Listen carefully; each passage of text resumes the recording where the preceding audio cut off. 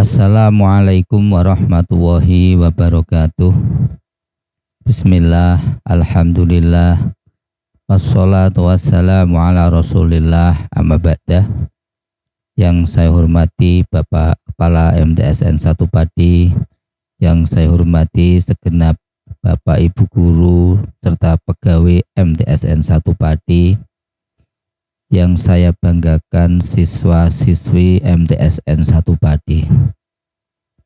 Mari kita lanjutkan pengajian kilatan bulan Ramadan dengan kitab Al-Fiqhul Wadih, di mana materi pada hari ini adalah pembagian air dan macam-macam air. Bismillahirrahmanirrahim. Qala al-musannif rahimahullahu ta'ala wa nafa'ana bihi wa bi'ulumihi fid dharaini amin. Anwa'ul ma'i, utawi iki iku bab nerangake piro-piro warnane banyu. Wal ma'u utawi banyu alladzi yajuzu kang wenang at-tatahhuru opo sesuci bihi kelawan banyu sab'atu anwa'in iku pitu piro-piro werna. Jadi air yang bisa untuk sesuci itu ada 7 macam. Ma'us samai suwijine banyu langit.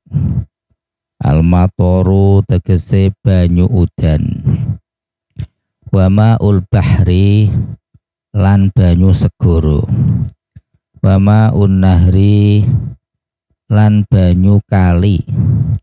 Wa ma'ul bi'ri lan banyu sumur. Wa ma'ul aini lan banyu sumberan. Wa ma'us salji lan banyu es. Wa ma'ul barodi lan banyu embun.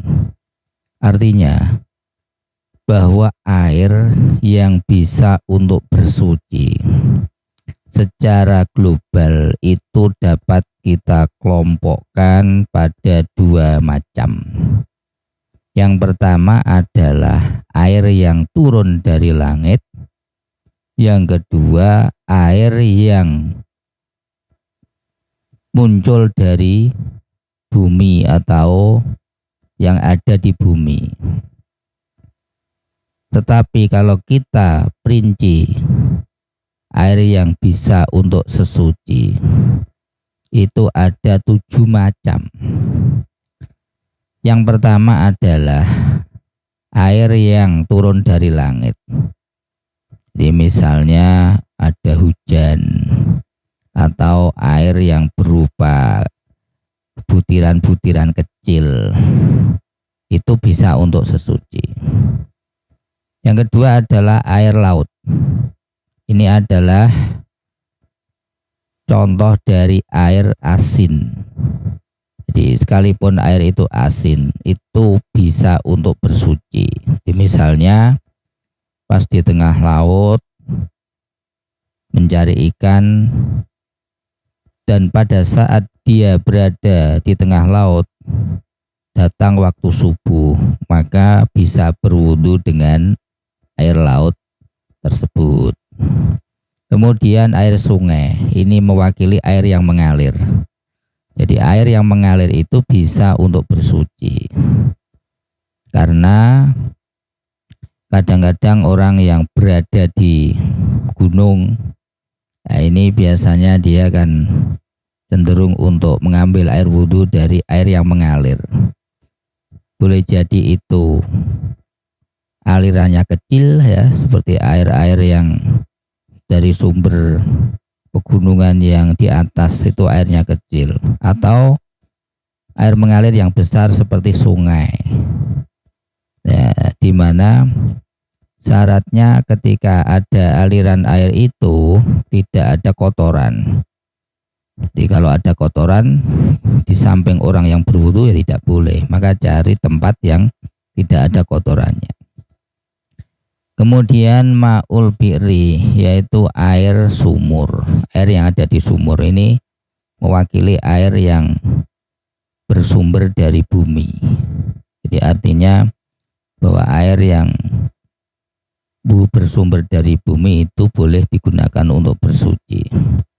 Kemudian ma'ul aini, air yang berupa sumberan. Jadi biasanya itu kalau ma'ul aini ini alami, jadi munculnya dia itu tidak dibuat oleh manusia. Kalau air sumur kan dibuat oleh manusia.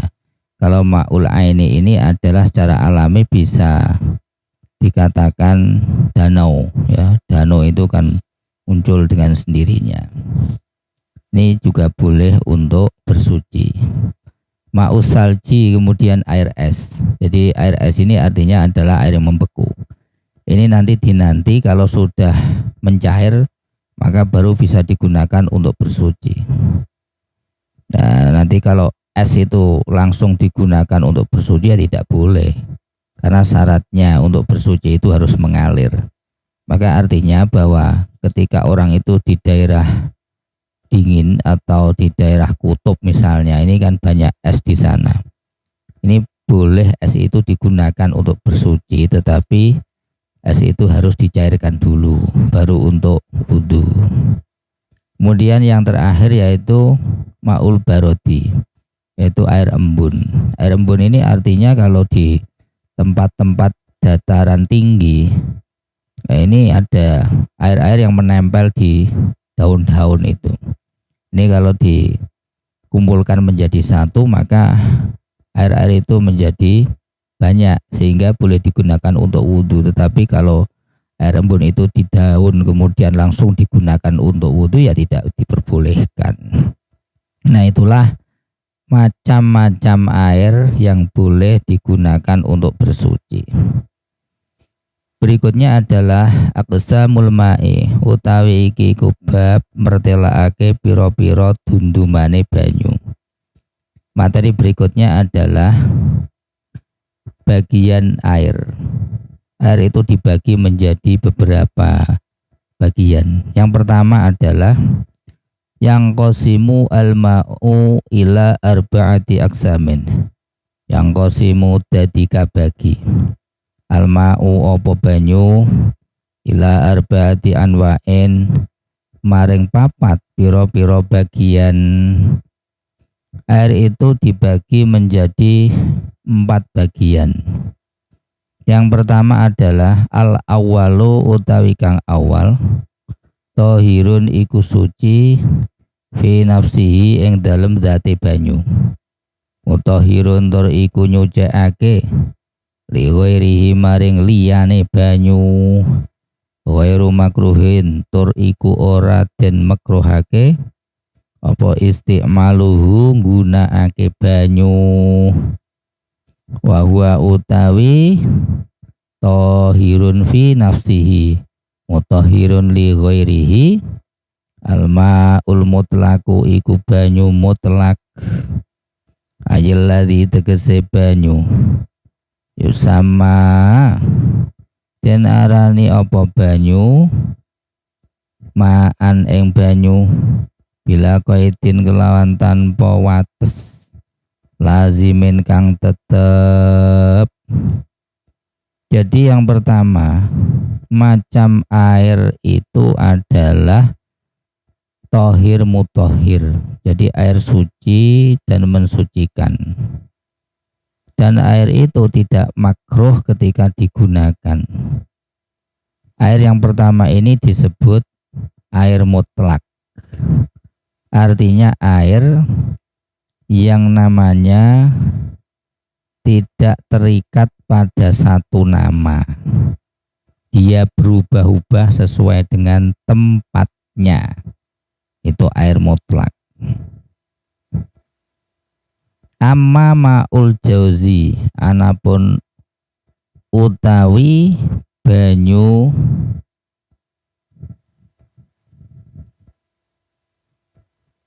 klopo al-hindi amma ma'ul jauzil hindi anapun utawi buah kelapa. Ono ae gampang. Anarojili tegese buah kelapa. Falayu sama moko iku ora den arani apa al jauzil hindi alma al mutlaqo ing banyu mutlak. Bahwa mongko utawi maul jauzi al hindi tahirun iku suci binafsihi ing dalem date banyu ya juzu wenang surbuhu apa ngombe buah kelapa walakin nahu tetapine buah kelapa ghairu mutahirin iku ora nucekake li ghairihi maring liyane banyu falaya juzu mongko ora wenang apa at-tahuru sesuci bihi kelawan buah kelapa. Adapun buah kelapa ada jenis minuman ya yang namanya buah kelapa itu tidak dikatakan air mutlak karena sekalipun dia suci tetapi tidak mensucikan yang lain. Jadi dia boleh diminum tetapi tidak boleh untuk berwudu, tidak boleh untuk mandi karena dia tidak bisa mensucikan yang lain. Misalnya ada lagi air kopi.